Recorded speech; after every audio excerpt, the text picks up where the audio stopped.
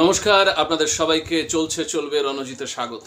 আসছি মূল প্রতিবেদনে। দেখুন, এই ছবিটা যদি সত্যি হয় তাহলে কিন্তু অবস্থা ভীষণ খারাপ, বেগতিক। এবং এই শাসক বা তৃণমূল কংগ্রেস পশ্চিমবঙ্গে তিনটে টার্মসে জিতে এসেছে, যে বিপুল ম্যান্ডেটে জিতে এসেছে, এই ছবি কি সেই কথা বলছে? প্রতিবেশী যদি এই স্বরে কথা বলে তাহলে কিন্তু চিন্তা যথেষ্ট আছে।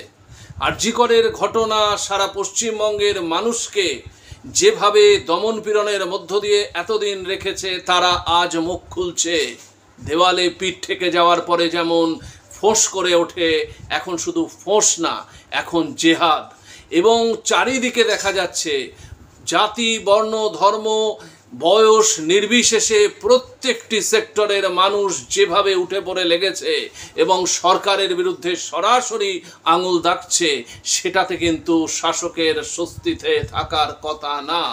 এবং খুব তাৎপর্যপূর্ণভাবে যেভাবে প্রত্যেক দিন রাজনীতি ব্যতি রেখে মানুষ যেভাবে প্রতিবাদে সামিল হচ্ছে, সেটা কিন্তু যথেষ্ট বিড়ম্বনার মধ্যে ফেলছে এই শাসক দলকে বা সরকারকে।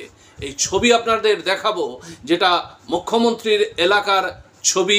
আমাদের সত্যতা আমরা যাচাই করিনি, কিন্তু সোশ্যাল মিডিয়ায় যেটা ভাইরাল হয়েছে সেটা যদি সত্যি হয়, এই কারণে বললাম, তাহলে কিন্তু বিপদ অবশ্যম্ভাবী। এই চিত্র যদি দিনের পর দিন এইভাবে উঠে আসে পশ্চিমবাংলার গলি থেকে রাজপথে, তাহলে শাসকের থাকা কিন্তু ভীষণ কঠিন। আজকে 2024 এবং সেপ্টেম্বর মাস প্রায় অর্ধেক হয়ে গেল। আর 1 বছর 4 মাস বা 3 মাসের মাথায় আবার আরেকটা নির্বাচন, বিধানসভার নির্বাচন। সেখানে কিন্তু অনেক কিছু ভাবার আছে, চিন্তার আছে।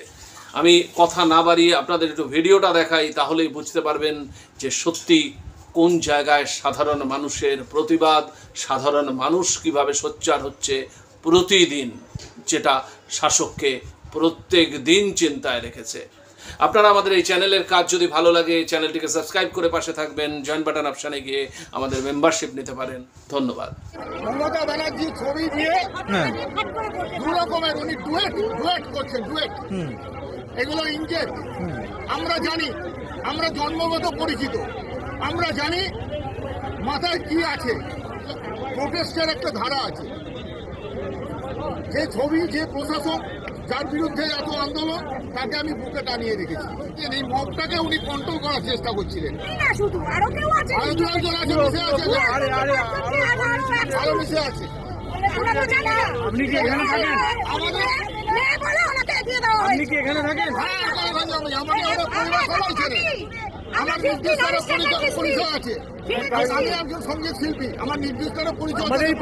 কিন্তু এই পাড়ার লোকেদের গিয়ে ঘরে ঘরে সার্ভে করুন, নরক করে দিয়েছে। এই সম্প্রতি ঘটনার পর 1 অন্তর্বর্তীকারীকে শুধু তাই নয়, দুনিয়ার প্রশ্ন আপনি কোথায় নিজেও গিয়ে করবেন।